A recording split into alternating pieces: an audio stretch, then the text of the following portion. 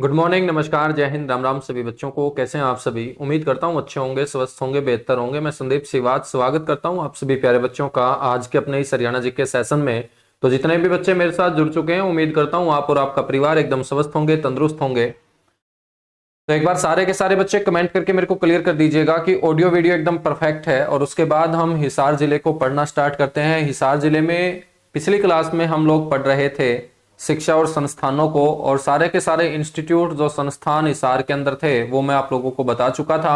आज बच्चों हिसार के अंदर हम शुरुआत करेंगे टूरिस्ट कॉम्प्लेक्स की, पर्यटन स्थलों की। तो पर्यटन स्थलों को पढ़ते हुए फिर हम महान व्यक्तित्वों को पढ़ेंगे।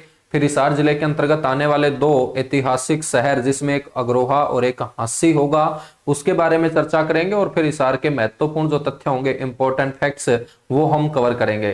और आप सभी को यह भी पता होना चाहिए कि 22 जिलों में से 7 से 8 ऐसे जिले हैं हरियाणा के अंदर जो सबसे ज्यादा बातें कवर करते हैं। सबसे ज्यादा बातें कवर करने का मतलब जहां से सबसे ज्यादा क्वेश्चन आपके क्रिएट होते हैं। और पेपर में इन 7 से 8 जिलों से क्वेश्चन पक्का पूछा ही पूछा जाता है। ऐसा कोई पेपर नहीं होगा जहां पर इन जिलों से बच्चों क्वेश्चन पूछा ना गया हो, क्योंकि 22 में से ये 7 से 8 जिले पूरे हरियाणा की नजरों में रहते हैं। और सबसे ज्यादा एक्टिविटी पूरे दिन के अंदर यदि मैं बात करूं तो इन्हीं 7-8 जिलों के अंदर ज्यादातर देखी जाती है। तो एक बार सारे के सारे बच्चे कमेंट करके मेरे को बता दीजिएगा। और उम्मीद करता हूं आज से पहले जितनी भी अपनी क्लासेज हुई हैं अच्छे तरीके से आप लोगों की चीजें समझ में आ रही होंगी। फिर भी यदि कोई इश्यू आता है तो बेझिझक आप लोग बता दिया करो, ठीक है?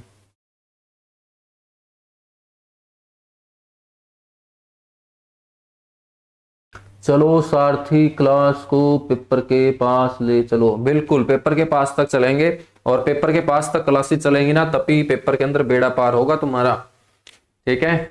जल्दबाजी करोगे तो एक्सीडेंट हो जाएगा मेरे भाई, और एक ऐसा एक्सीडेंट होगा पूरी जिंदगी तुम पछताओगे फिर। तो चुपचाप पढ़ा करो, आराम से पढ़ा करो। चलिएगा आगे बढ़ेंगे, फिर पर्यटन स्थलों की हम चर्चा करेंगे।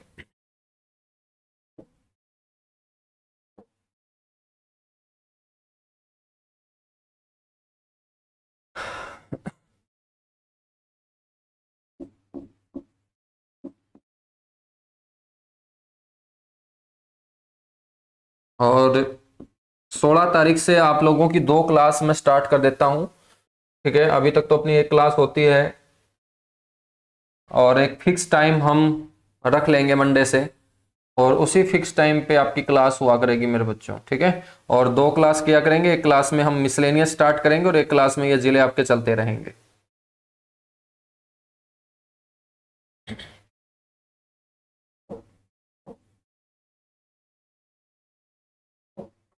पर्यटन स्थलों में सबसे पहले यहां पर बात करते हैं एक मजार की, जिसका नाम है शेख जुनैद की मजार।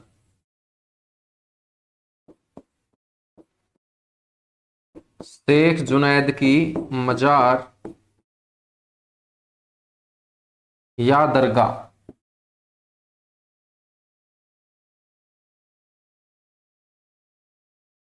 तो शेख जुनैद की मजार या जो दरगाह है बच्चों, ये कहाँ है? सर ये हिसार में।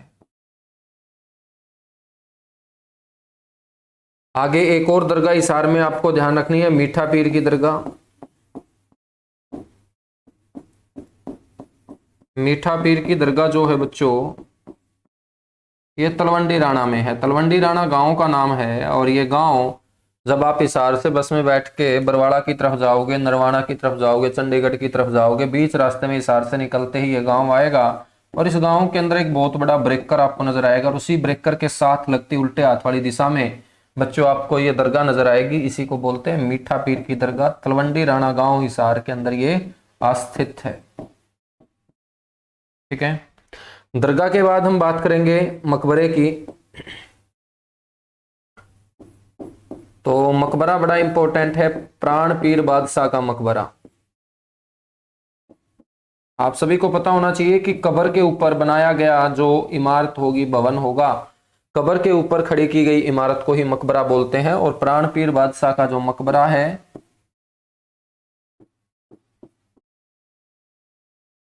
ये बच्चों हिसार में।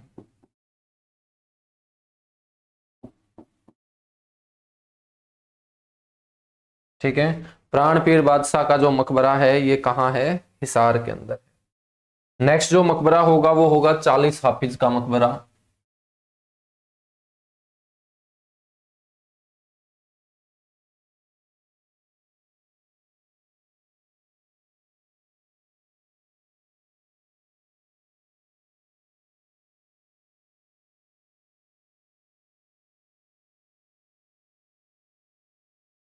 और 40 हाफिज का मकबरा बच्चों हिसार के गवर्नमेंट कॉलेज में है। तो जो भी बच्चा हिसार के गवर्नमेंट कॉलेज में पढ़ा होगा उसने ये मकबरा पक्का देखा होगा। ये 40 हाफिज का मकबरा है। नेक्स्ट है ब्लू बर्ड। पक्षियों के नाम पर पर्यटन स्थल आप लोगों को हरियाणा राज्य में ही नजर आएंगे। तो ब्लू बर्ड नाम का जो पर्यटन स्थल है, टूरिस्ट कॉम्प्लेक्स है, ये NH9 के ऊपर हिसार में आपको नजर आएगा।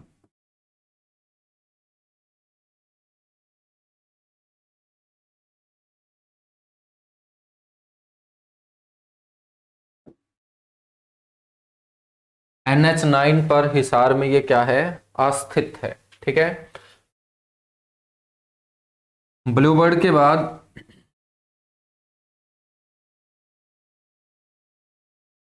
नेक्स्ट है मेरे बच्चों फ्लैमिंगो।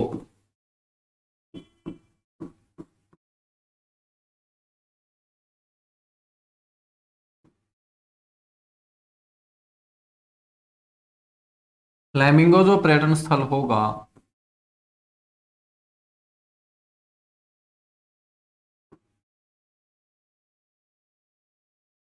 ये भी आपका हिसार में होगा। फ्लैमिंगो के बाद ब्लैक बर्ड जो पर्यटन स्थल होगा ये हांसी में होगा बच्चों। ब्लैक बर्ड पर्यटन स्थल कहाँ है, हांसी के अंदर।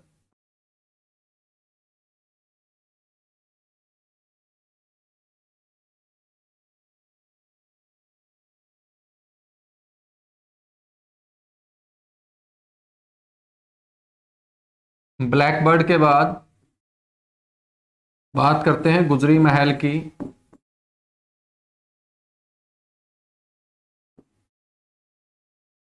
गुजरी महल जो है बच्चों ये हिसार के अंदर है और इसका निर्माण 14वीं सदी में फिरोज शाह तुगलक के द्वारा करवाया गया था। निर्माण 14वीं सदी में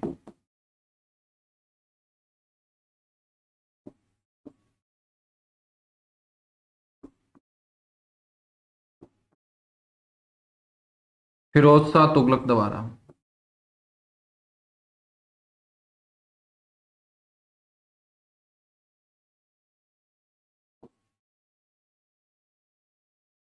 ठीक है। 14वीं सदी के अंदर फिरोज शाह तुगलक के द्वारा इसका क्या करवाया गया था, निर्माण करवाया गया था।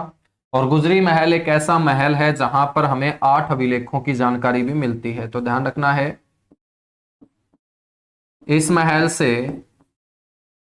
8 अभिलेखों की जानकारी। अभिलेख तो आप सभी जानते होंगे, पत्थरों के ऊपर या किसी भी कठोर सतह के ऊपर खुदाई करके लिखे गए अक्षर क्या कहलाते हैं, अभिलेख कहलाते हैं। तुम लोग भी स्कूलों में जो बेंच पे लिख दिया करते थे, तो स्कूल का जो बेंच था वो कठोर सतह थी और उस कठोर सतह के ऊपर प्रकार से या किसी भी नुकीली चीज से आप अपने सबसे अच्छे दोस्त का जो नाम लिखा करते थे, तो इसका मतलब आप भी अभिलेख लिखा करते थे। तो इस महल से हमें कितने अभिलेखों की जानकारी मिलती है, 8 अभिलेखों की जानकारी मिलती है बच्चों।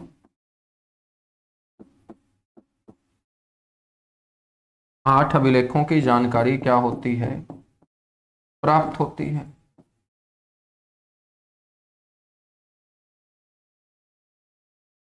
ठीक है। तो गुजरी महल आपको ध्यान रखना है। गुजरी महल के साथ साथ यहां पर फिरोज शाह का किला ध्यान रखना है।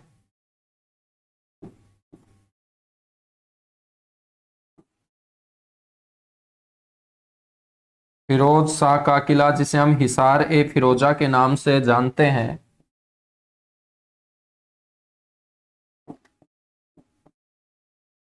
फिरोज शाह का किला जिसे हम क्या बोल देंगे, हिसार ए फिरोजा।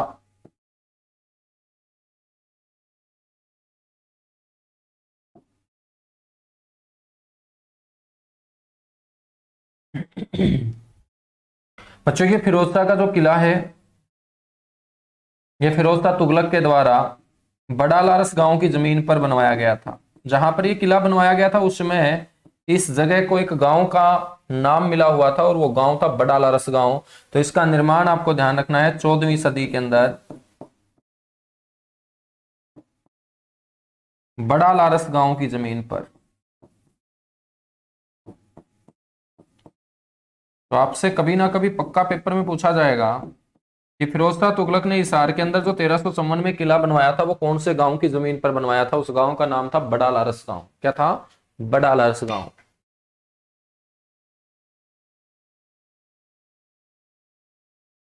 चलेगा भाई, बहुत अच्छे बहुत अच्छे।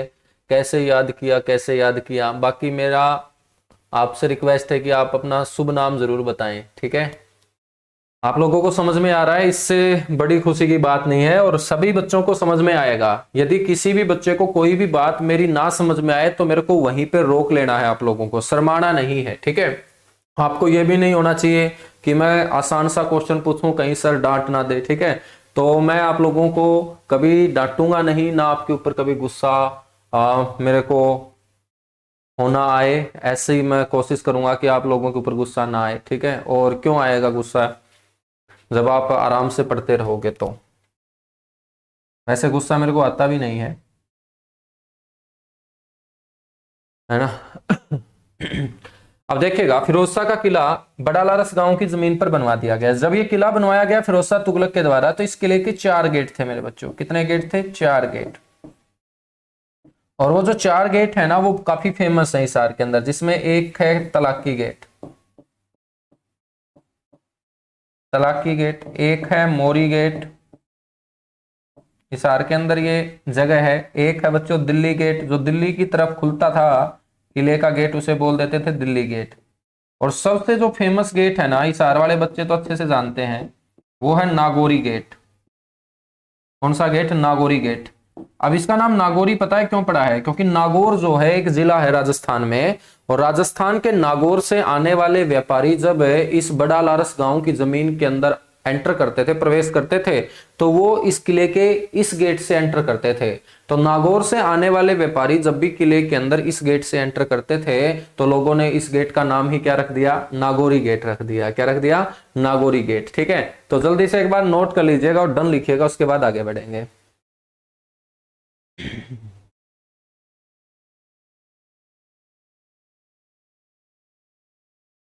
अब देखिएगा, दुर्योधन कौन से तीर्थ के ऊपर छिपा था। आप लोगों को मैं बता देता हूं कि महाभारत के अंदर जो दुर्योधन था उसको पानी के नीचे छिपने की एक अद्भुत कला आती थी। जब भी वो डरता था किसी से भी तो डर के मारे वो पानी के नीचे जाके छिपता था। पानी ही उसके लिए एक सुरक्षित स्थान माना गया है।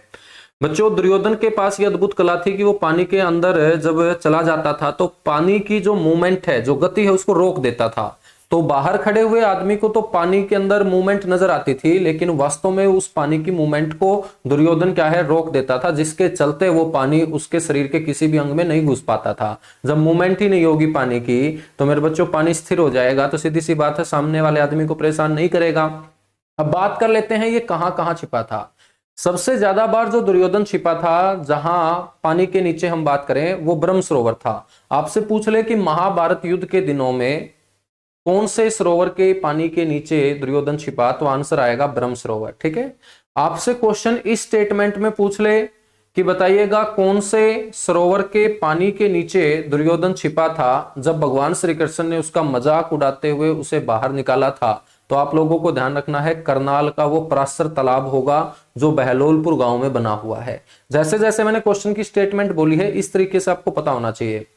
फिर आपसे पूछ लेगा कि युद्ध के अंतिम दिन युद्ध मैदान से भागकर दुर्योधन कौन सी जगह पर बने हुए पानी के तालाब के नीचे छिपा, या तालाब के पानी के नीचे छिपा जहां पर भीम ने उसको ढूंढ कर निकाला, तो वो होगा डुंडू तालाब। डुंडू तालाब मतलब इक्कस गांव के अंदर।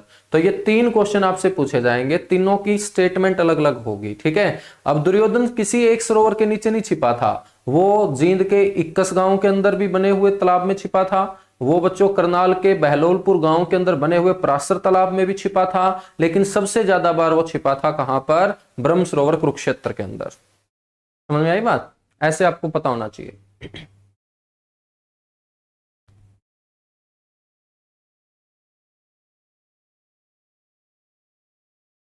चलो आगे बढ़ेंगे फिर।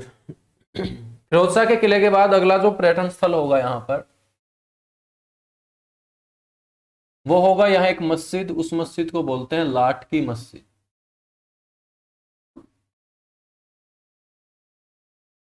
ये गुजरी महल के अंदर है, लाट की मस्जिद, गुजरी महल। और गुजरी महल तुम्हें पता है कहाँ है? हिसार बस स्टैंड के ऊपर कभी गए हो तुम? हिसार बस स्टैंड के ठीक सामने पता है तुम्हें क्या है? हिसार बस स्टैंड के ठीक सामने है लिड्डो बार, और लिड्डो बार की बगल में क्या है? Petrol pump, Indian oil company का। और पेट्रोल पंप की बगल में क्या है? गुजरी महल का मेन गेट है। ठीक है बच्चों, तो हिसार बस स्टैंड के पास है ये गुजरी महल, और इस महल में एंटर करोगे तुम्हें एक मस्जिद नजर आएगी, उसी को बोलते हैं लाट की मस्जिद। नेक्स्ट है हिसार के अंदर, जहां पर छुट्टी वाले दिन सारे के सारे पीजी के लड़के और लड़कियां आपको यहां नजर आएंगे। जिंदल टावर,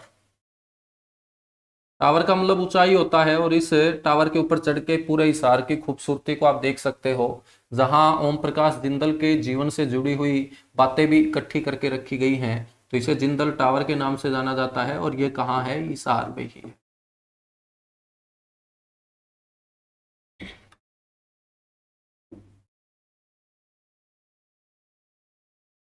ठीक है बच्चों, तो आपको ये पर्यटन स्थल ध्यान रखने हैं। इसके अलावा हांसी के अंदर अमती तालाब है।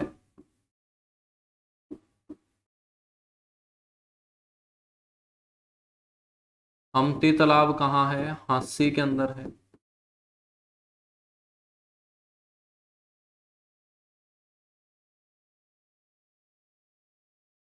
हांसी हिसार। अमती तालाब के बाद चर्चा करते हैं हांसी के किले की। उस किले के बारे में मैं आपको हांसी में ही बताऊंगा। हुकुमचंद जैन पार्क, लाला हुकुमचंद जैन पार्क आपको ध्यान रखना है। लाला हुकुमचंद जैन 1857 की क्रांति के क्रांतिकारी थे, जिन्होंने हांसी से अंग्रेजों के खिलाफ हथियार उठाने का काम किया, और इन्हीं के नाम पर हांसी के अंदर आपको नजर आएगा लाला हुकुमचंद जैन पार्क। ये बच्चों हिसार में है, सॉरी हांसी हिसार में है।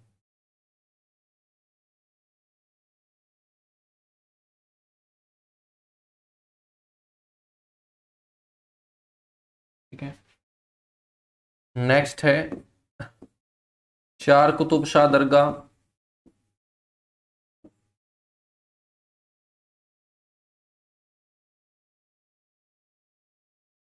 चार कुतुब शाह दरगाह, ये दरगाह भी हांसी में है, हांसी हिसार।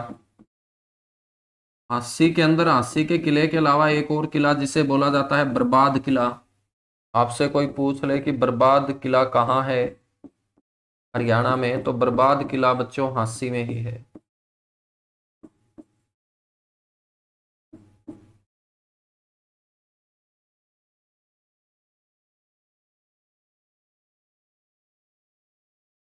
हांसी हिसार में है आपका बर्बाद किला। ठीक है, नेक्स्ट बच्चों यहां पर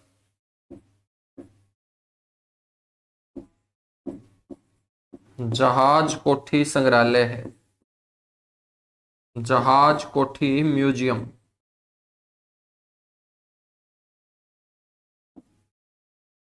जहाज कोठी जो म्यूजियम है ये भी हिसार में है। ये जो जहाज कोठी म्यूजियम है आपको पता होना चाहिए कि जॉर्ज थॉमस का निवास स्थान रहा है। जॉर्ज थॉमस के बारे में मैं आप लोगों को इतिहास में पढ़ाऊंगा कि आयरलैंड से आने वाला एक समुद्री लुटेरा था, जिसने भारत के राजाओं के हालचाल देखकर यहाँ पर शासन करने का मन बनाया था, और वो शासन करने में सफल भी हुआ था। अपने जीवन के दिनों में उसने लगभग हरियाणा के 1200 गांव के ऊपर अधिकार जमाया और इन 1200 गांव के ऊपर शासन चलाने के लिए 1797 के अंदर बच्चों हांसी को राजधानी बनाया था। राजधानी हांसी को बनाया, लेकिन अपने परिवार के साथ यह हांसी से 25 से 30 किलोमीटर दूर आकर निवास किया करता था और उसी जगह को आज हम हिसार बोलते हैं। तो जॉर्ज थॉमस का जो निवास स्थान था बच्चों वो ये जॉर्ज कोठी थी। लोगों ने जॉर्ज बोलना नहीं आता था, क्योंकि पहले लोग इंग्लिश मीडियम स्कूलों में तो पढ़े लिखे नहीं होते थे। इंग्लिश मीडियम तो छोड़ो, वो स्कूलों में ही नहीं जाते थे, तो अनपढ़ थे वो बेचारे, तो उनको जॉर्ज बोलना नहीं आता था। तो दूर से जब भी जॉर्ज को वो देखते थे तो लोगों ने उनको जहाज बोलना शुरू कर दिया। तो जॉर्ज का अपने हरियाणा वाले बड़े बुड्ढों ने क्या बना दिया, जहाज बना दिया, और इसी को बोलते हैं जहाज। ठीक है, इसीलिए यहाँ के लोगों ने इसे जहाज साहब कहना शुरू किया था। वो इसे जॉर्ज साहब नहीं बोलते थे, वो इसे जहाज साहब बोलते थे। तो ये जॉर्ज थॉमस का क्या रहा, निवास स्थान रहा। जॉर्ज थॉमस का निवास स्थान रहा। और जॉर्ज थॉमस की मृत्यु हो जाने के बाद, जॉर्ज थॉमस की मृत्यु हो जाने के बाद एक और अंग्रेज अधिकारी इस घर के अंदर आके रहा था, उसका नाम है जेम्स स्किनर। तो जेम्स स्किनर का भी ये क्या रहा है, निवास स्थान। और यहीं पर जॉर्ज थॉमस से जुड़ी हुई बातों को इकट्ठा करके इसे एक म्यूजियम के रूप में बच्चों आज स्थापित किया गया है, ये हिसार के अंदर है। तो ये भी आप लोगों को ध्यान रखना है, जहाज कोठी म्यूजियम। ठीक है, तो ये सारे के सारे पर्यटन स्थल आप लोगों को ध्यान रख लेने हैं। यहां पर ब्लू बर्ड झील भी आपको याद रख लेनी है।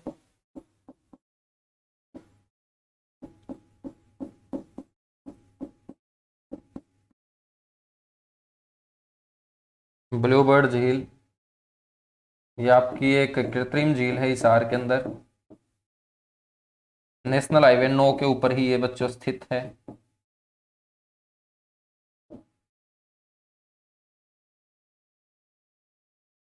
NH9 के ऊपर ही ये स्थित है।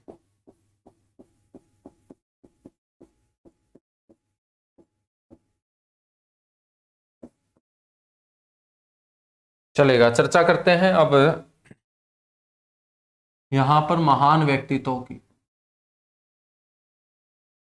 ग्रेट पर्सनालिटी की बात करेंगे, कौन कौन महान व्यक्ति हिसार के अंदर पैदा हुआ, जो पेपर में छप के आएगा। महान व्यक्तित्व में सबसे पहले हम कुछ लड़कियों की बात कर लेते हैं ना। लड़कियों को सबसे पहले देखेंगे हम। सबसे पहले आपको ध्यान रखना है शिवांगी पाठक।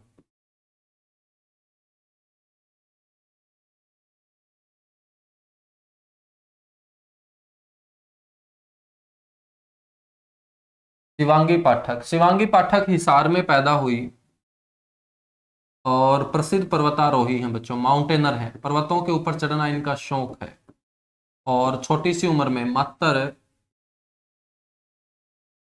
16 साल की उम्र में बच्चों इसने दुनिया की सबसे ऊंची चोटी माउंट एवरेस्ट, जो नेपाल के अंदर स्थित है, नेपाल के लोग उसे सागर माथा बोलते हैं, तिब्बत के लोग उसे चोमोलुंगमा बोलते हैं, 8848.86 मीटर ऊंची उस चोटी को इस लड़की ने मात्र 16 साल की उम्र में फतेह करने का काम किया। और छोटी सी उम्र में ये जब पर्वतों के ऊपर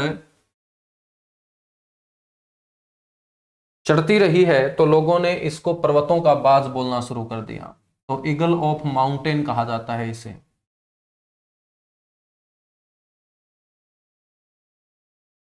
ईगल ऑफ माउंटेन, बाज जो ऊंचाई को छूते हैं, ईगल ऑफ माउंटेन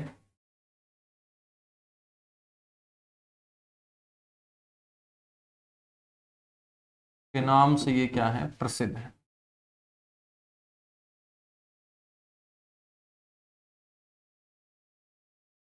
शिवांगी पाठक के बाद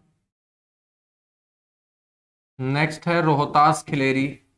अच्छा, रोहतास खिलेरी बच्चों लड़की नहीं है, ध्यान रखना, ठीक है। तो मैंने लड़कियों का नाम लिया था लेकिन मेरा मन कर गया, मैं सबसे पहले पर्वतारोही तो मैं बता दूं हिसार के, रोहतास खिलेरी। रोहतास खिलेरी जो हैं ये मल्लापर, मल्लापुर गांव हिसार के बच्चों ये रहने वाले हैं। बिश्नोई समाज से ये आते हैं। मल्लापुर गांव हिसार ठीक है। और ये भी आपके क्या है, प्रसिद्ध माउंटेनर है, पर्वतारोही है। अब यहां से जब भी क्वेश्चन पूछा जाता है ना व्यक्तित्व से, तो आपसे क्वेश्चन एक तो ये पूछा जाएगा कि इसका संबंध कौन से अक्षेत्र से है। तो ये जो मैं आपको माउंटेनर बता रहा हूं ये तो होगा इसका क्षेत्र। ठीक है। एक आपसे पूछा जाएगा इसका संबंध कौन से जिले से है, तो जिला आपका हिसार होगा। यदि गांव भी पूछ ले तो मैंने गांव भी आपको बता दिया है। तो ये प्रसिद्ध पर्वतारोही है। ठीक है। हिमाचल प्रदेश के फ्रेंडशिप पर्वत के ऊपर इन्होंने फतह हासिल की थी। लेकिन पर्वत वगैरह अब नहीं पूछेगा, वो करंट का क्वेश्चन होता है जब ये किसी चोटी को फतेह करके आते हैं। उसके बाद नेक्स्ट है नरेंद्र कुमार, एक और पर्वतारोही, ध्यान रखिएगा नरेंद्र कुमार। मिंगनी खेड़ा गांव के ये रहने वाले हैं।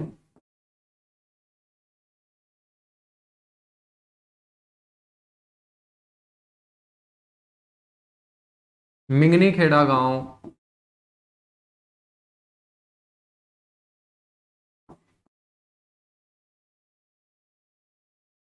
हिसार। ये भी कौन है, ये भी प्रसिद्ध पर्वतारोही हैं, माउंटेनर हैं।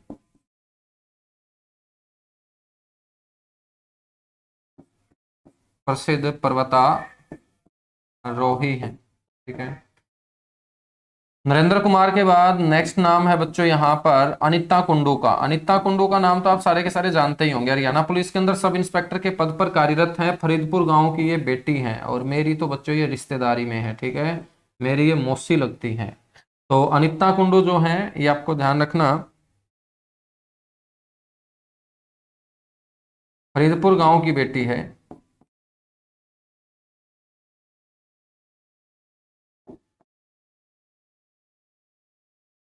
हिसार।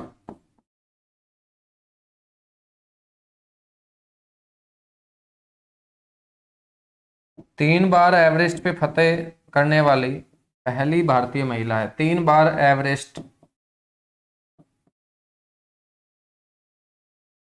की चढ़ाई।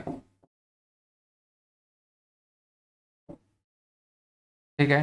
और 3 बार जो एवरेस्ट के ऊपर चढ़ाई की है वो 2013 में, 2017 में और 2019 में। ठीक है बच्चों। नेपाल व चीन, नेपाल व चीन दोनों तरफ से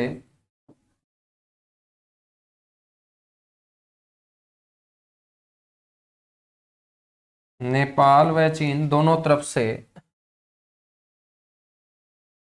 एवरेस्ट फतेह करने वाली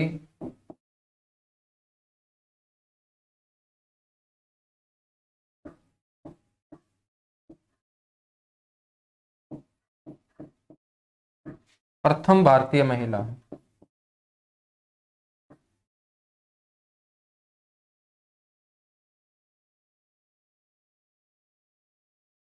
प्रथम भारतीय महिला है।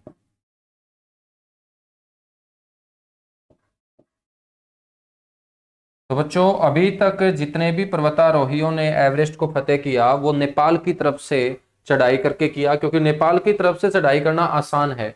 चीन की तरफ से चढ़ाई करना जोखिम भरा है, जान का रिस्क है। ठीक है, और कभी भी मौत के दर्शन हो सकते हैं। लेकिन अनीता कुंडू ने 2017 के अंदर चीन की तरफ से भी एवरेस्ट को फतेह किया। 2013 में इन्होंने नेपाल की तरफ से एवरेस्ट को फतेह किया था। और चीन की तरफ से एवरेस्ट को फतेह करते ही ये दोनों तरफ से दुनिया की सबसे ऊंची चोटी माउंट एवरेस्ट को फतेह करने वाली पहली भारतीय महिला पर्वतारोही हो जाती है। अनीता कुंडू के बारे में आपको ये बातें पता होनी चाहिए। अनीता कुंडू बच्चों एक सिक्योरिटी कंपनी है, सिक्योरिटी इंटेलिजेंस सर्विस, SIS जिसे हम बोलते हैं, या सीसा भी बोलते हैं, SISA। और एक गांव है मथुरा के पास, उत्तर प्रदेश के मथुरा के पास एक गांव है वात्सल्य। उस वात्सल्य गांव और सीसा कंपनी की जो एक सिक्योरिटी इंटेलिजेंस कंपनी है, इन दोनों के दोनों फील्ड की ये क्या है, ब्रांड एम्बेसडर हैं। तो सिक्योरिटी इंटेलिजेंस सर्विस एजेंसी सीसा को ये प्रमोट करती हैं, उसकी ये ब्रांड एम्बेसडर हैं। और वात्सल्य गांव की बेटियों को भी ये क्या है, अपने जैसा बनाना चाहती हैं। तो उस गांव ने भी अनीता कुंडू को ब्रांड एम्बेसडर अपने गांव का बना रखा है। तो ये भी आप लोगों को नोट कर लेना है। उसके बाद आगे बढ़ेंगे, जल्दी से डन लिखिएगा।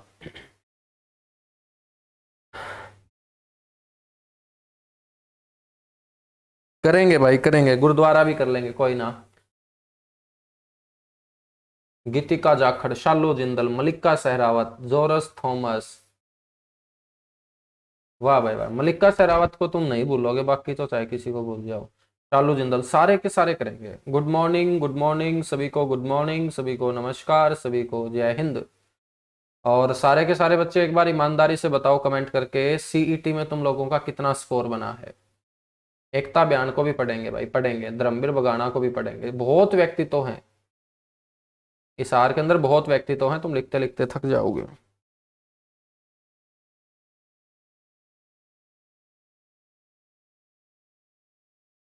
67, 62, 64, 73, बहुत अच्छे। यानी कि जिसका भी स्कोर 60 प्लस जा रहा है, बहुत अच्छा तुम लोगों का स्कोर है। आप फेसबुक इंस्टाग्राम से दूर रहें, क्योंकि वहां पर खतरनाक विचारों के लोग रहते हैं। वहां पर आप लोगों को बहुत ज्यादा डीमोरलाइज कर दिया जाएगा। आप लोगों के 70 के स्कोर को भी वो कम बताते नजर आएंगे। लेकिन 60 प्लस स्कोर बहुत अच्छा स्कोर है। आप जो भी वैकेंसीज आएंगी उसके 4 गुना में भी आप लोग आराम से आएंगे। और आप लोग तैयारी करते रहिएगा, आप लोग मेहनत करते रहिएगा। ठीक है, बाहरी बातों को सुनिएगा मत, नेगेटिव चीजों से दूर रहिएगा। और 2023 में आप लोगों को घर में नौकरी आती हुई जरूर नजर आएगी। जिसका स्कोर 50 प्लस है, क्वालिफाई हो जाता है तो बहुत अच्छी बात है। ठीक है, तैयारी वो भी करते रहिएगा। और लगता है सरकार इसको क्वालिफाई कर देगी, लगता है सरकार इसको क्वालिफाई कर देगी, क्योंकि सरकार को वोट चाहिए। और मैक्सिमम जो बच्चे हैं वो 50 और 60 के बीच में है। एवरेज जो रहेगा बच्चों का वो आपका 60 से 70 के बीच रहेगा।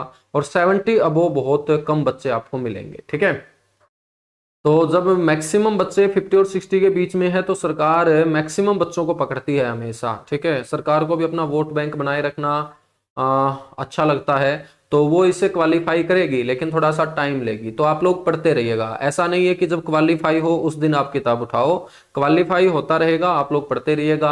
आपके पास एक और ऑप्शन है ग्रुप डी, जहां पर 20,000 प्लस वैकेंसीज होंगी। और ग्रुप डी को ग्रुप डी मत मान के आप पढ़िएगा। ग्रुप डी के अंदर बहुत सारी अच्छी पोस्ट भी हैं, जैसे बेलदार की पोस्ट है, आपकी शिफ्ट अटेंडेंट की पोस्ट है। ठीक है, तो आपकी लाइब्रेरियन की पोस्ट है। तो ये अच्छी पोस्ट होती हैं। और इन पोस्ट के ऊपर जाने के बाद आप आराम से पढ़ाई करके और अच्छे पेपर की तैयारी कर सकते हो। तो आपके पास ऑप्शन बहुत सारे हैं। ठीक है, आप लोग पढ़ते रहिएगा, नेगेटिव लोगों से दूर रहिएगा। और देखिएगा, फेसबुक हुई, इंस्टाग्राम हुई, ये सारी की सारी टाइम की बर्बादी है। ठीक है, टाइम की बर्बादी है। तो मैं भी जब लग जाता हूँ इनके ऊपर तो देखता रहता हूँ कि पूरा का पूरा समय निकल जाता है। ठीक है, तो अब मैं भी दूरी बना रहा हूँ फेसबुक से, इंस्टाग्राम से, है ना। तो आप लोगों को भी सलाह दूंगा कि जब तक आप लोग अच्छी नौकरी नहीं लग जाते तब तक इन चीज़ों से दूर रहो। वरना फेसबुक आपको 2025 में भी मिलेगी, 26 में भी मिलेगी, लेकिन 25-26 के अंदर तुम लोगों को पेपर देने का मौका नहीं मिलेगा। ठीक है, तो इन चीज़ों से आप दूर रहो। चलिएगा आगे बढ़ेंगे, फिर ये नोट कर चुके होंगे।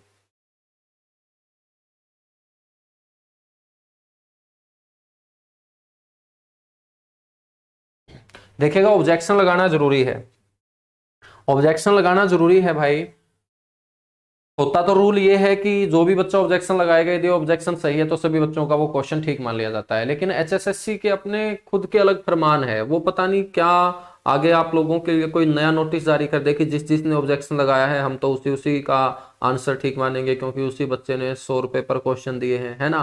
तो एचएसएससी और एनटी का कुछ भरोसा मैं नहीं मानता। तो आप 100-200 रुपए बचाने के चक्कर में ऐसा ना हो कि किसी दूसरे के भरोसे बैठे रहो। आप अपना ऑब्जेक्शन जरूर लगाओ। 50-100 रुपए 200 रुपए दोबारा आ जाएंगे।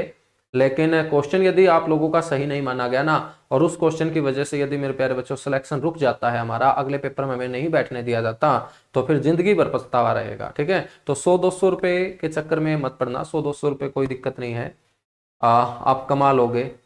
ठीक है, चलेगा आगे बढ़ेंगे। फिर नेक्स्ट जो शख्सियत है वो पढ़ेंगे।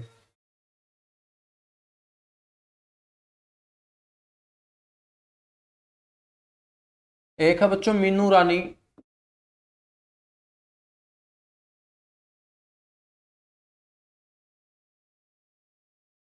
मीनू रानी जो है ये डाटा गांव की बेटी है, और ये भी पर्वतारोही है।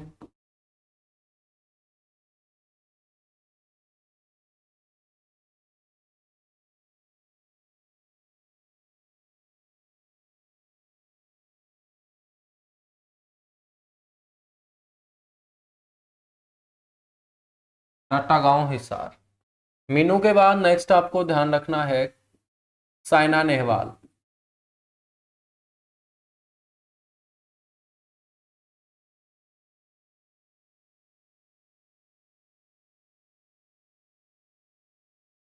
साइना नेहवाल बच्चों बैडमिंटन खिलाड़ी हैं और इनका जन्म जो हुआ था वो हिसार में हुआ था। इनके पिताजी एचएयू हिसार के अंदर नौकरी किया करते थे।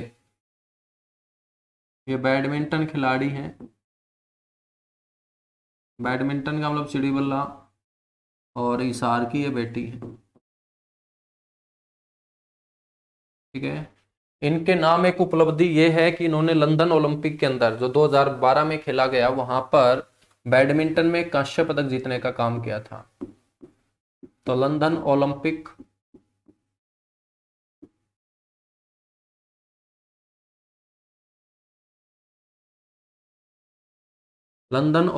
2012 कौन सा मेडल इन्होंने जीता था? कांस्य पदक।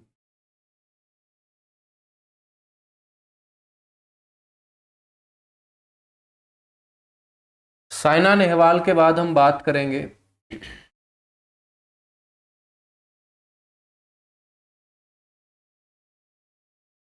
साइना नेहवाल के बाद हम बात करेंगे स्वीटी बुरा।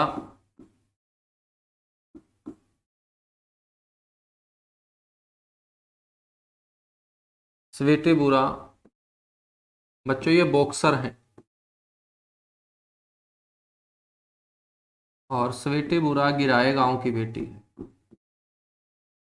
और जहां पर मैं हिसार में रहता हूँ बिल्कुल मेरे घर के पास ही इनका घर है।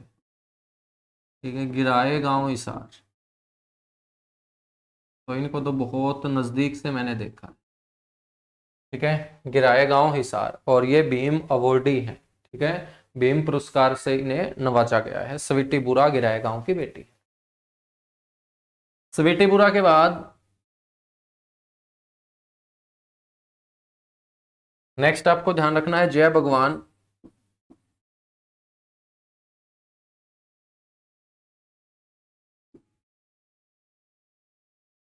जय भगवान भी प्रसिद्ध बॉक्सर हैं बच्चों।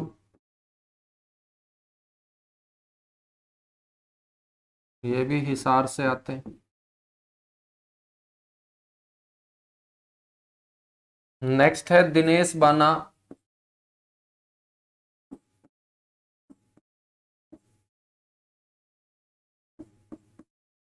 दिनेश बाना ये बच्चों क्रिकेटर हैं। ये भी हिसार से आते हैं। और अभी जो अंडर 19 वर्ल्ड कप खेला गया था क्रिकेट में वहां पर बच्चों जो भारतीय क्रिकेट टीम ने अंडर 19 वर्ल्ड कप जीता उस टीम का ये हिस्सा रहे दिनेश बना। इन्होंने बहुत अच्छी बैटिंग की थी। तो इन्हें हिसार नगर निगम का ब्रांड एम्बेसडर बना दिया गया। ये हिसार नगर निगम के क्या है प्रेजेंट टाइम में ब्रांड एम्बेसडर हैं। हिसार नगर निगम के brand ambassador.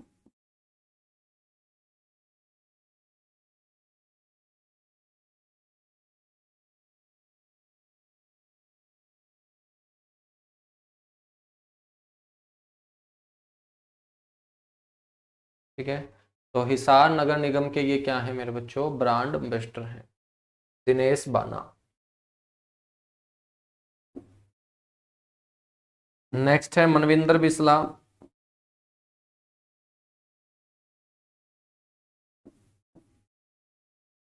Manvinder Bisla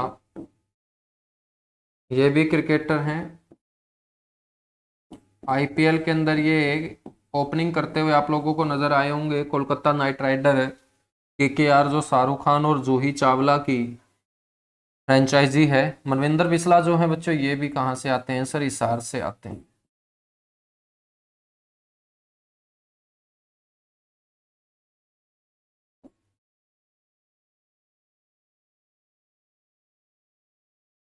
next हम बात करेंगे एकता बयान।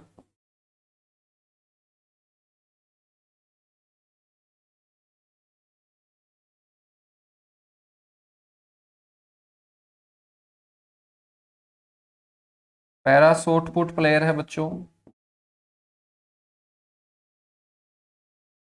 पैरा शॉट पुट प्लेयर हैं। ये भी कहाँ से, हिसार से। नेक्स्ट हम बात करेंगे शमीम शर्मा की।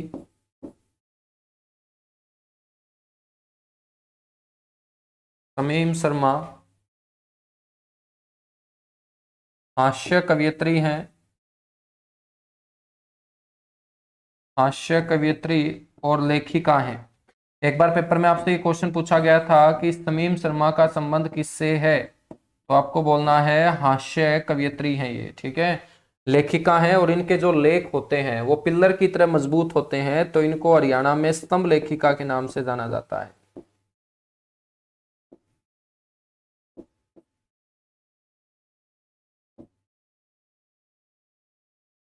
स्तंभ लेखिका के नाम से प्रसिद्ध।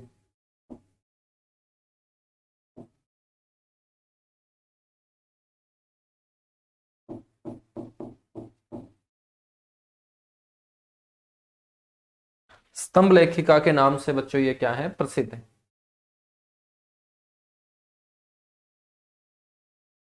सर मैथ का बैच, अब देखिएगा जितने भी बच्चे हैं उन बच्चों को थोड़ा सा मैं इन्फॉर्म कर देना चाहता हूँ, ठीक है। मात्र आपकी 2-3 मिनट लूंगा, तो थोड़ा सा पैनिक मत हो जाना कि सर आगे बढ़ो, तो 2 मिनट ध्यान रखेगा मेरे बच्चों। अब आप जो तैयारी कर रहे होंगे वो सीईटी लेवल 2 की तैयारी कर रहे होंगे ना, सीईटी लेवल 2 की आप तैयारी कर रहे होंगे, और साथ के साथ आपका जो निशाना है वो ग्रुप डी की पोस्ट पे भी होगा, ठीक है। यही दो आपके पास ऑप्शन है हरियाणा के अंदर फिलहाल, या स्क्रीनिंग की आप तैयारी कर रहे होंगे बच्चों। ये जो आपके पेपर हैं साफ साफ क्लियर हो चुका है कि एनटीए के द्वारा, नेशनल टेस्टिंग एजेंसी के द्वारा लिए जाएंगे। और नेशनल टेस्टिंग एजेंसी का जो पेपर पैटर्न अभी आया है वो आप लोगों ने देख लिया होगा, और इस पेपर पैटर्न के आधार पे हम चले तो 5 सब्जेक्ट आपके सबसे मेन रोल अदा करेंगे। 5 जो सब्जेक्ट होंगे आपके वो सबसे मेन रोल अदा करेंगे, जिसके अंदर एक हरियाणा जीके होगी, एक आपकी हिंदी होगी, एक आपकी रीजनिंग होगी, एक आपका मैथ होगा, और एक आपकी इंग्लिश होगी, ठीक है बच्चों। 25 नंबर की हरियाणा जीके, टेंशन फ्री रह जाना, ठीक है, कोई टेंशन लेने की जरूरत नहीं है, भड़क लेने की जरूरत नहीं है, कोई किताब खरीदने की तुम्हें मेरे अलावा जरूरत नहीं है, ठीक है। हिंदी जो है बच्चों ये 15 नंबर की रहेगी, रीजनिंग भी 15 नंबर की रहेगी, मैथ भी 15 नंबर का रहेगा, और इंग्लिश भी 15 नंबर की रहेगी। तो टोटल आप काउंट करोगे तो बच्चों ये 5 सब्जेक्ट आपके 85 क्वेश्चन कवर कराएंगे। तो आपको आगे जो तैयारी करनी है इन 5 सब्जेक्ट को बहुत अच्छे तरीके से आपको मजबूत करना पड़ेगा, है ना। अब देखिएगा मजबूत कैसे होंगे, मजबूत ऐसे होंगे जैसे तुम हरियाणा जीके मेरे से पढ़ रहे हो। हरियाणा जीके आप कैसे पढ़ रहे हो, आप स्पेशल बैच में पढ़ रहे हो मेरे से, स्पेशल बैच के अंदर आप मेरे से पढ़ रहे हो। स्पेशल का मतलब क्या होता है, स्पेशल का मतलब ये होता है कि टीचर को आजादी रहती है कि वो कितना भी पढ़ाए, जब तक बच्चे पढ़ना चाहते हैं तब तक वो पढ़ाता रहेगा, इसी को स्पेशल बोलते हैं, ठीक है। जब तक बच्चों का इंटरेस्ट बना रहेगा, बच्चा बोलेगा कि मेरी और तैयारी करवाइएगा, मैं और पढ़ना चाहता हूं, मैं ये टॉपिक करना चाहता हूं, इसी को स्पेशल बोलते हैं। और जब बच्चे के इंटरेस्ट के ऊपर बात आती है या टीचर के पढ़ाने के ऊपर इंटरेस्ट पे बात आती है, तो वो सब्जेक्ट कम से कम मेरे बच्चों 80 से 90 घंटे का हो जाता है। 80 से 90 घंटे का वो क्या हो जाता है, सब्जेक्ट हो जाता है, ठीक है। यहां पर तो हम हरियाणा जी के लगभग 150 घंटे पढ़ेंगे, 150 घंटे हम पढ़ेंगे मेरे बच्चों, ठीक है। तो 150 घंटे जब हम हरियाणा जी के पढ़ के निकलेंगे ना, तो मार्केट की किसी भी किताब को उठा लेना, आपको वो किताब आसान लगनी अपने आप स्टार्ट हो जाएगी, क्योंकि आपने स्पेशल बैच के अंदर एंट्री की है। और स्पेशल बैच का मतलब है कि उस सब्जेक्ट के अंदर हमें कम से कम 80 से 90 घंटे दिए हैं। और किसी भी सब्जेक्ट को हम जब 2.5 से 3 महीने या 3.5 महीने दे देते हैं, उसके बाद बच्चों मार्केट की हर किताब जो उस सब्जेक्ट से रिलेटेड होगी वो अपने आप क्या लगनी स्टार्ट हो जाएगी, आसान लगनी स्टार्ट हो जाएगी। समय के ऊपर ही चीजें आसान होती हैं। जब आप किसी चीज को समय दोगे तो वो अपने आप आपको क्या लगनी स्टार्ट हो जाएगी, आसान लगनी स्टार्ट हो जाएगी। जब आप समय ही नहीं दोगे तो वो आपको क्या लगनी स्टार्ट हो जाएगी, मुश्किल लगनी स्टार्ट हो जाएगी। ठीक है, हरियाणा जीके मुश्किल किसको लगती होगी, जिस बच्चे ने आज तक हरियाणा जीके को समय ही नहीं दिया होगा, और जिस बच्चे ने सबसे ज्यादा समय हरियाणा जीके को दिया होगा, आज वो बच्चा मार्केट में बोलता है कि हरियाणा जीके तो बहुत आसान है। आसान कुछ नहीं है इस धरती के ऊपर, बस डिपेंड करता है कि आप किसको कितना समय दे रहे हो। ठीक है, अब देखिएगा हिंदी भी आपका स्पेशल सब्जेक्ट बन चुका है, क्योंकि नंबर ऑफ क्वेश्चन है, जहां पहले 7 से 8 पूछे जाते थे अब डबल कर दिए गए हैं, अब आपसे 15 क्वेश्चन पूछेगा। रीजनिंग में जहां पर 8 से 9 क्वेश्चन पूछे जाते थे ये डबल कर दिए गए हैं 15। मैथ के अंदर जहां पहले 7 से 8 क्वेश्चन पूछे जाते थे डबल कर दिए गए हैं 15। और इंग्लिश के अंदर जहां 5 क्वेश्चन पूछे जाते थे 3 गुना कर दिए इंग्लिश तो 15। तो बच्चों ये जो 4 सब्जेक्ट बचे हुए हैं ये भी स्पेशल की कैटेगरी में आ चुके हैं, और यदि आप लोग अच्छी तैयारी करना चाहते हैं तो आपको स्पेशल तरीके से पढ़ना पड़ेगा। आप किसी भी एप्लीकेशन के ऊपर कंबाइंड बैच मत लीजिएगा, कंबाइंड बैच आपका भला नहीं करेगा, ये ध्यान रख लेना। क्योंकि कंबाइंड बैच के अंदर इंग्लिश 25 से 30 घंटे करवाई जाती है, हिंदी जो है वो 15 से 20 घंटे पढ़ाई जाती है, रीजनिंग जो है वो 40 घंटे पढ़ाई जाती है, मैथ की मैं बात करूं तो 60-65 घंटे पढ़ाया जाता है। जब कंबाइंड बैच में इतना समय देने के बाद आप पेपर में जाओगे तो इंग्लिश के आप 7 से 8 ही ठीक कर पाओगे, मैथ के भी 6 से 7 क्वेश्चन ठीक होंगे, रीजनिंग हो सकता है आपकी थोड़ी प्रैक्टिस ज्यादा हो तो यहां 10 से 12 क्वेश्चन आप ठीक कर लोगे, हिंदी के अंदर भी आपके 7 से 8 क्वेश्चन ठीक हो पाएंगे। तो जो पहले वाला पैटर्न था हमारे तैयारी करने का वो आपको थोड़ा सा बदलना पड़ेगा जब एनटीए ने ये पेपर लिया है तब। ठीक है, अब आपको क्या करना है, आपको हिंदी स्पेशल पढ़नी पड़ेगी। स्पेशल का मतलब वो टीचर जो आपको 60 से 70 घंटे हिंदी पढ़ाने में मादा रखता हो। अभी तक 25 से 30 घंटे पढ़ाए जाते थे, वो टीचर जो 60 से 70 घंटे हिंदी पढ़ाने का मादा रखता हो वही आपका हिंदी में भला कर पाएगा। रीजनिंग जो टीचर 70 से 80 घंटे पढ़ाने का मादा रखता हो वही टीचर आपका भला कर पाएगा। मैथ जो 100+ घंटे में आपको पूरा का पूरा सिलेबस अच्छे तरीके से अच्छी आप लोगों को मेरे बच्चों क्वेश्चन सीरीज दे के प्रैक्टिस करवाने का मादा रखता हो वही आपके 15 में से 14 या 15 क्वेश्चन ठीक करवा पाएगा। और ऐसे ही इंग्लिश जो 60 से 70 घंटे पढ़ाने का मादा रखता हो वही पढ़ा पाएगा। और कंबाइंड बैच में हरियाणा की किसी भी एप्लीकेशन के ऊपर जाके देखोगे तुम्हें इतने इतने घंटे ये कोई भी टीचर पढ़ाता हुआ नहीं मिलेगा।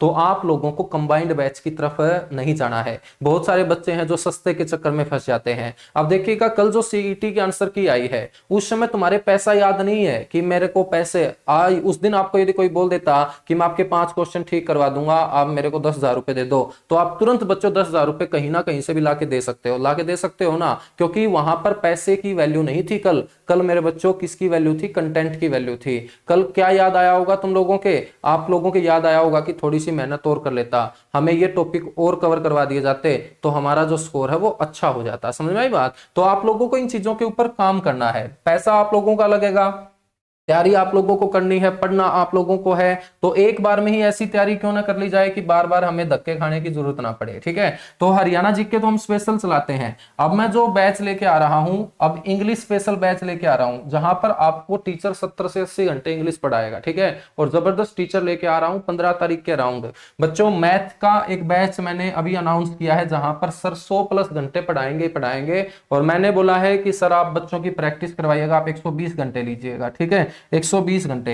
अब जिस बच्चे के अंदर पढ़ने की हिम्मत है, 120 घंटे मैथ है, बच्चों पहले तो हिम्मत लेके आनी पड़ेगी। ठीक है, कोर्स परचेज करने से सिलेक्शन नहीं आएगा, पढ़ने की हिम्मत लेके आनी पड़ेगी।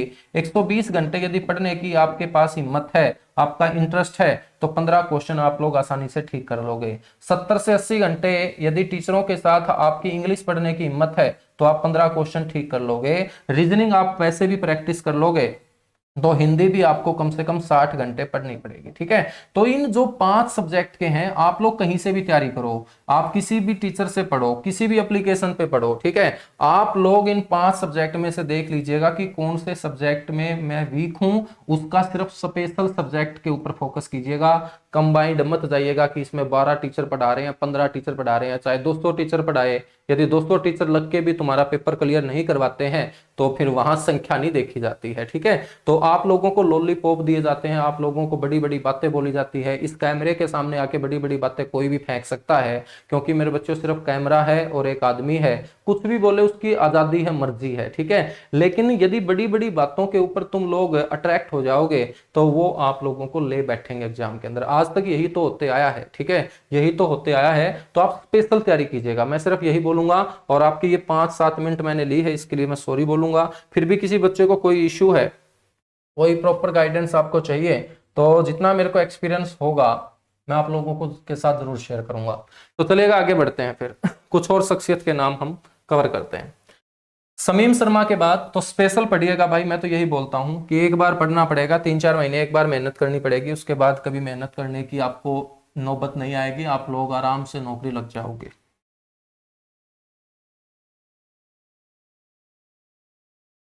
समीम शर्मा के बाद अगली जो शख्सियत होंगी वो आपको ध्यान रखना है, सुभाष चंद्रा।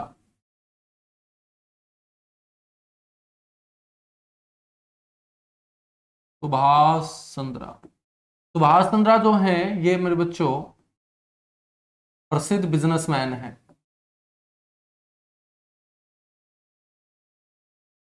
आदमपुर में इनका जन्म हुआ था, और आदमपुर हिसार जिले का हिस्सा। प्रसिद्ध बिजनेसमैन है।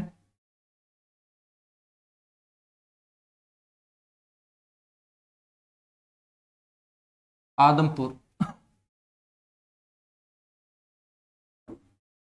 आदमपुर हिसार में इनका जन्म हुआ बच्चों। सुभाष चंद्रा जो है ये जी समूह, जितने भी आपके चैनल आते हैं टीवी के ऊपर जिनके आगे जी लगा होता है, जी सिनेमा, जी क्लासिक, जी न्यूज, ये सारे के सारे जी वाले चैनलों का मालिक है सुभाष चंद्रा। तो जी समूह और साथ ही साथ एक ग्रुप है Essel group, ESSEL, Essel group. Zee समूह व एसएल ग्रुप के ये क्या है,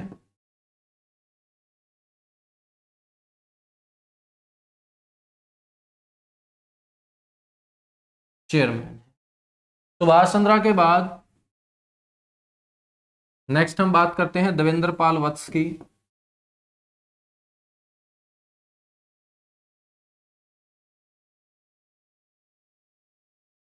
जिसे हम डीपी वत्स बोलेंगे, देवेंद्र पाल वत्स।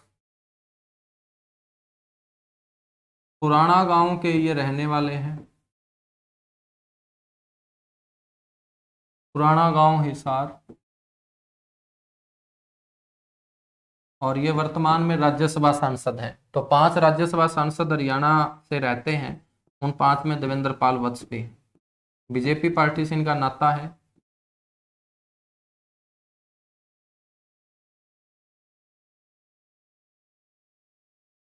वर्तमान में ये राज्यसभा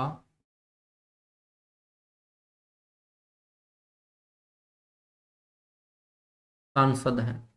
देवेंद्र पाल वत्स के बाद नेक्स्ट है ईसा खन्ना।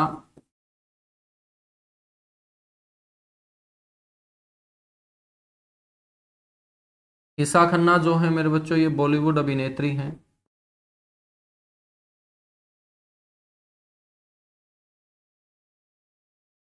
ईसा खन्ना बॉलीवुड अभिनेत्री हैं, पेपर में पूछी जा चुकी है, ध्यान रखना। ईसा खन्ना, हिसार से बच्चों इनका संबंध है। ईसा खन्ना जब पूछी गई थी तो बच्चों ने आंसर नहीं मिला था, ये ईसा खन्ना हिसार की है, ध्यान रखना। ईसा खन्ना के बाद नेक्स्ट है यशपाल शर्मा। यशपाल शर्मा बॉलीवुड अभिनेता है मेरे बच्चों।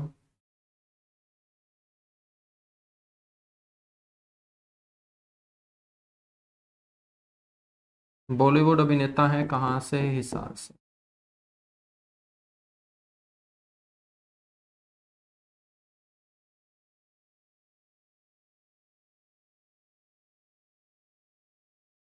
यशपाल शर्मा के बाद बलजिंदर कौर।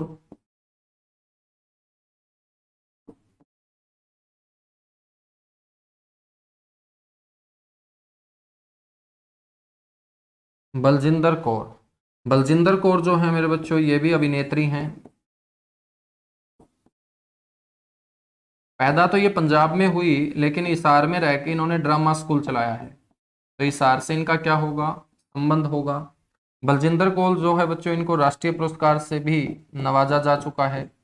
पगड़ी फिल्म के अंदर इन्होंने सह अभिनेत्री का किरदार निभाया, सह अभिनेत्री ये रही, तो राष्ट्रीय फिल्म पुरस्कार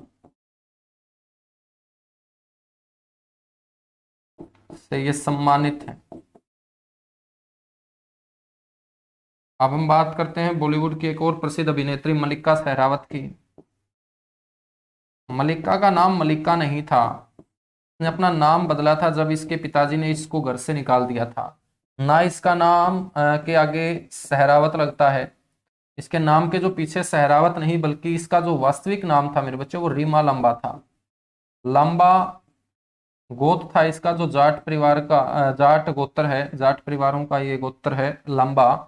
और ये मोठ लुहारी गांव हिसार में पैदा हुई। एक जाटू लुहारी है, ये भिवानी में है, ये मोठ लुहारी है, मोठ लुहारी गांव के अंदर ये पैदा हुई। ठीक है, प्रसिद्ध बॉलीवुड अभिनेत्री है।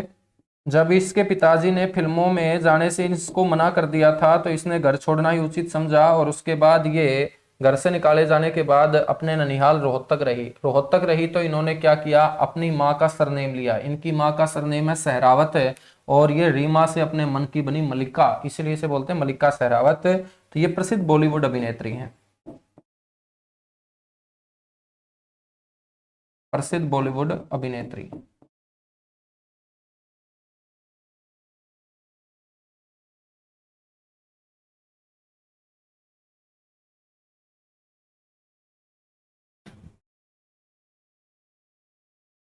चलेगा। मल्लिका शेरावत के बाद हम बात करते हैं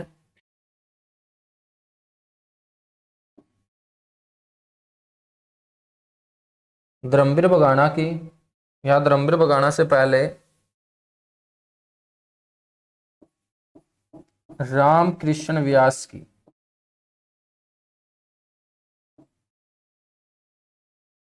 रामकृष्ण व्यास नारनौंद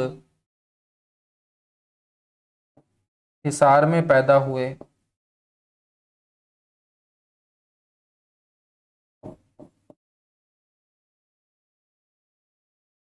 और ये प्रसिद्ध सांगी रहे हैं बच्चों। तो पेपर में पूछा गया है रामकृष्ण व्यास का संबंध किस क्षेत्र से, तो आपको बोलना है सवांग से या सांग से। ये प्रसिद्ध सांगी रहे हैं। रामकृष्ण व्यास के बाद नेक्स्ट शख्सियत ध्यान रखनी है धर्मवीर बगाना।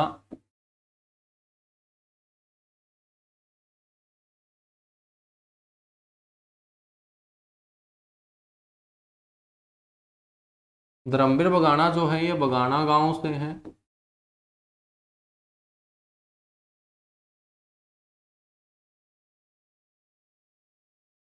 और ये वर्तमान में राजकीय सांगी हैं बच्चों।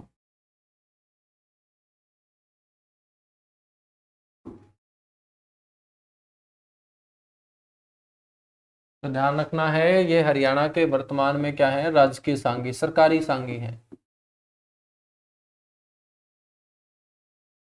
तो सांगियों की भी भर्ती निकलती है।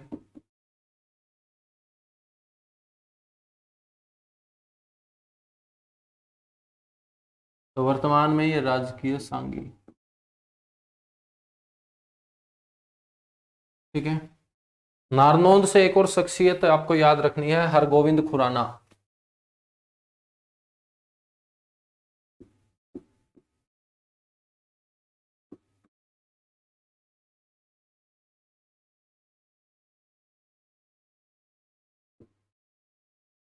हरगोविंद खुराना, हरगोविंद खुराना जो है इनका संबंध कहाँ से है, नारनौंद से।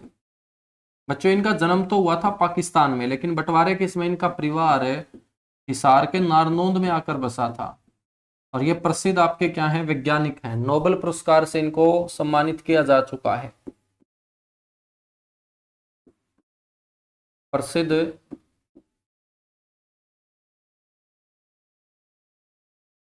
नोबेल पुरस्कार से सम्मानित वैज्ञानिक।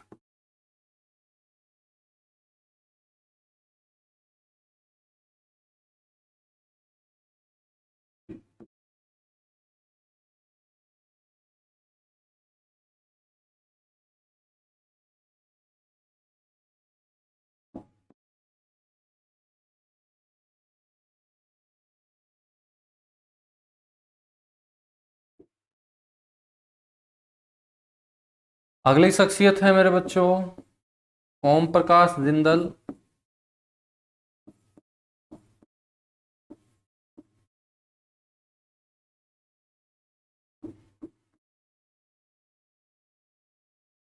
ओम प्रकाश जिंदल, ओम प्रकाश जो जिंदल है, इनका जन्म हुआ नलवा के अंदर।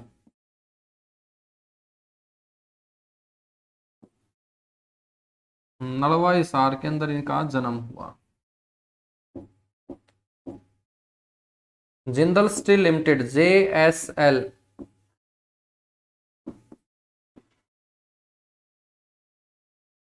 कंपनी के ये क्या रहे, संस्थापक रहे। जिंदल स्टील लिमिटेड कंपनी के संस्थापक रहे ओम प्रकाश जिंदल, और इन्हीं को बोला जाता है स्टील किंग ऑफ हरियाणा।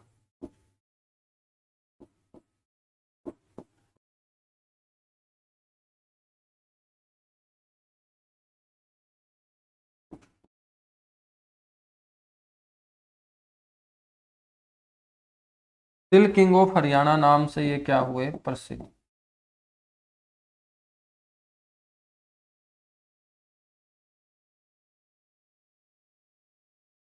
ठीक है। ओम प्रकाश जिंदल की जो पुत्र वधु है उनका नाम है शालू जिंदल। शालू जिंदल क्यों याद रखनी है, क्योंकि मेरे बच्चों ये कुचिपुड़ी नृत्य की प्रसिद्ध नृत्यांगना है। कुचिपुड़ी नृत्य अपने हरियाणा के अंदर दो ही फेमस पर्सनालिटी करती हैं, एक मानुषी छिल्लर और एक शालू जिंदल। तो कुचिपुड़ी नृत्य आंध्र प्रदेश का प्रसिद्ध नृत्य है, और इसी कुचिपुड़ी नृत्य की ये क्या है, नृत्यांगना है। तो पेपर में पूछा जाता है कई बार कि हरियाणा के अंदर कुचिपुड़ी नृत्य से संबंधित नृत्यांगना का नाम बताइएगा, तो शालू जिंदल क्वेश्चन का करेक्ट आंसर होगा। उसके बाद हम बात करते हैं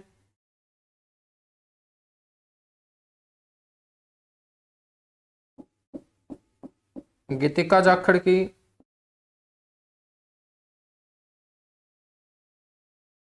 अग्रोहा की बेटी है बच्चों ये, और अग्रोहा आप सभी को पता है हिसार जिले के अंतर्गत आता है, जो नेशनल हाईवे 9 के ऊपर सिरसा की तरफ जाते हुए बीच रास्ते में आता है। गीतिका जाखड़ जो है ये अर्जुन पुरस्कार जीतने वाली पहली हरियाणवी रेसलर है। अर्जुन पुरस्कार प्राप्त करने वाली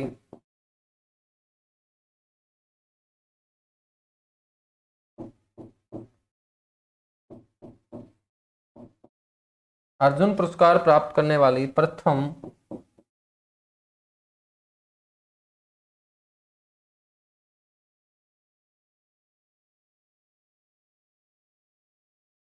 हरियाणवी रेसलर। कुश्ती के अंदर सबसे पहले अर्जुन पुरस्कार जो मिला वो गीतिका जाखड़ को मिला, और 2006 के अंदर इसको अर्जुन पुरस्कार से नवाजा गया था।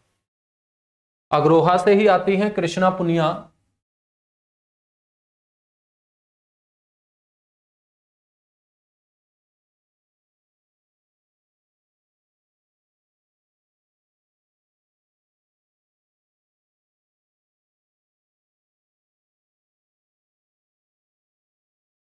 कृष्णा पुनिया बच्चों वर्तमान में विधायक हैं राजस्थान की विधानसभा में। राजगढ़ राजस्थान से ये MLA हैं कांग्रेस पार्टी से, और कृष्णा पुनिया प्रसिद्ध डिस्कस थ्रो की खिलाड़ी रही हैं। कॉमनवेल्थ गेम जो दिल्ली के अंदर हुए थे वहां पर इन्होंने गोल्ड मेडल भी जीतने का काम किया था। डिस्कस थ्रो खिलाड़ी हैं।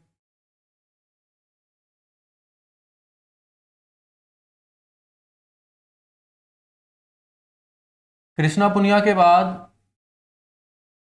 नेक्स्ट है जैन विद्वान लोहाचार्य। हरियाणा के अंदर जैन धर्म का प्रचार और प्रसार करने का जो श्रेय जाता है वो इसी विद्वान को जाता है, लोहाचार्य। तो जैन विद्वान लोहाचार्य का जन्म कहाँ हुआ था, अग्रोहा में ही हुआ था, अग्रोहा हिसार।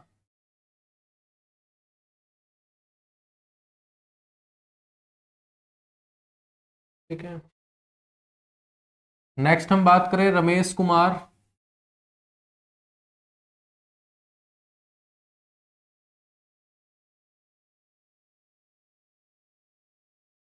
किरमारा गांव के मेरे बच्चों रहने वाले रमेश कुमार हरियाणा पुलिस के अंदर इंस्पेक्टर के पद पर काम करते हैं और ये प्रसिद्ध कबड्डी खिलाड़ी रहे हैं। भारतीय कबड्डी टीम का नेतृत्व भी इन्होंने किया, कैप्टन भी ये रहे। तो कबड्डी खिलाड़ी हैं रमेश कुमार।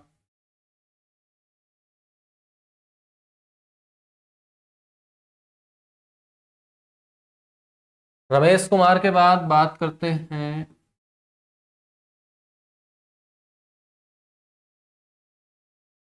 चौधरी कृपाराम की।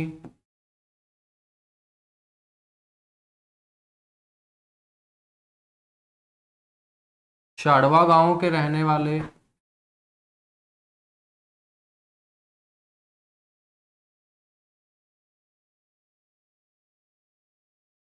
स्वतंत्रता सेनानी रहे हैं, फ्रीडम फाइटर।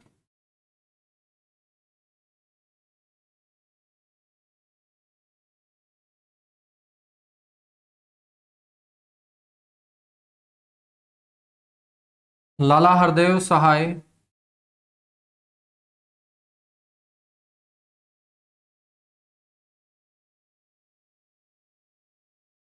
चर्चा करें लाला हरदेव सहाय की। तो लाला हरदेव सहाय का जन्म भी कहाँ हुआ? सातरोड गांव के अंदर। बच्चे इस गांव का नाम सातरोड इसलिए है क्योंकि इस गांव से कितने रोड निकलते हैं? 7 रोड। सातरोड गांव, लाला हरदेव सहाय सातरोड गांव से, ये भी क्या रहे हैं? स्वतंत्रता सेनानी रहे हैं। स्वतंत्रता सेनानी के साथ साथ इन्होंने कुछ अखबार भी निकाले और 1936 में इनके द्वारा एक अखबार निकाला गया था, ग्राम सेवक। 1936 में ग्राम सेवक और 1941 में अकेला सेवक।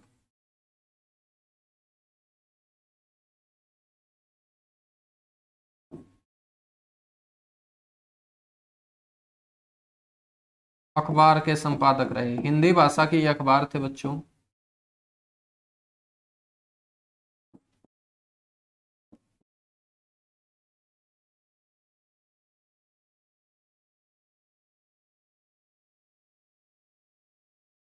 क्या रहे? संपादक रहे। लाला हरदेव सहाय तक हम बातें कवर कर चुके हैं।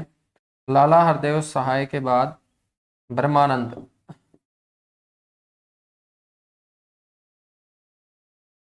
ब्रह्मानंद भी बच्चों हिसार के रहने वाले, और ये हिसार से एक हिंदी भाषा की पत्रिका निकाला करते थे।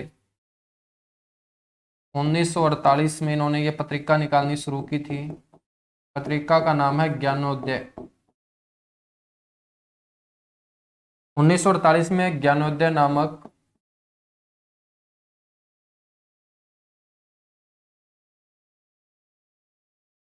पत्रिका का प्रकाशन।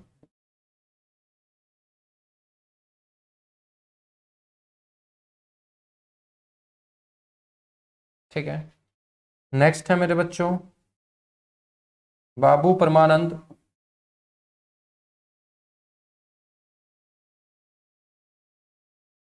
हिसार के रहने वाले बाबू परमानंद प्रसिद्ध कवि हुए हैं।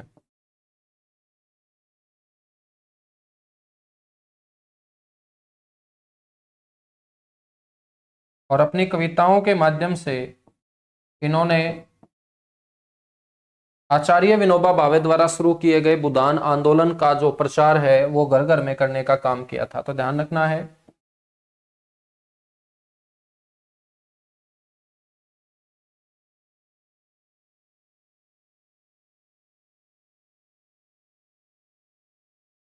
अपनी कविताओं के माध्यम से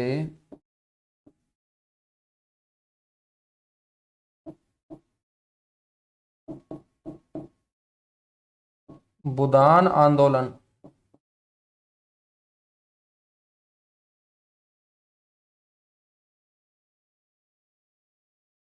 का प्रचार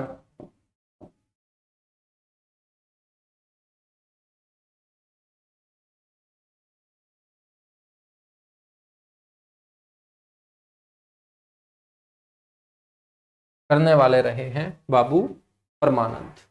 ठीक है बच्चों,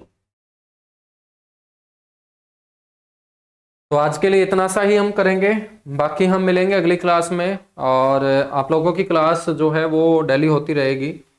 ठीक है, किसी एक दिन या 2 दिन क्लास ना हो तो आप लोगों को ज़्यादा पैनिक होने की ज़रूरत नहीं है। ठीक है, बहुत सारे जो बच्चे हैं वो पर्सनल मैसेज कर करके कि सर क्लास नहीं हो रही, क्लास नहीं हो रही। ठीक है, तो मेरा भी मन करता है पढ़ाने का भाई, मेरा कोई और काम है ही नहीं ना, मेरा कोई और बिजनेस है कि मैं उस बिजनेस को संभाल रहा हूँ। ठीक है, सिर्फ पढ़ता हूँ और पढ़ाता हूँ। तो लेकिन कई बार इमरजेंसी हो जाती है, तो 1 दिन या 2 दिन कई बार क्लास ना ले पाऊँ, तो फिर आगे किसी ना किसी दिन हम 2 क्लास कर दिया करेंगे, तो वो टेंशन लेने की जरूरत नहीं है। जैसे कल आपकी क्लास नहीं हुई होगी तो उससे पहले वाले दिन मैंने 2 क्लास दे दी हैं। ठीक है, और आज भी कोशिश करूंगा एक और क्लास आप लोगों को मैं प्रोवाइड करवा दूं शाम तक। चलेगा, thank you, bye bye, love you आप सभी को। और आप लोग पढ़ते रहिएगा बेहतरीन कंटेंट को, नई नई जो बातें हैं वो एक साथ दिमाग में नहीं आएंगी, 2-3 बार उसकी रिवीजन करोगे अच्छे से दिमाग में सेट हो जाएंगी। फिर भी सेट ना हो तो आप मेरे साथ डिस्कस करते रहिएगा, फिर कोई ना कोई और आसान तरीका निकालेंगे दिमाग के अंदर इन बातों को घुसाने का। ठीक है, थैंक यू।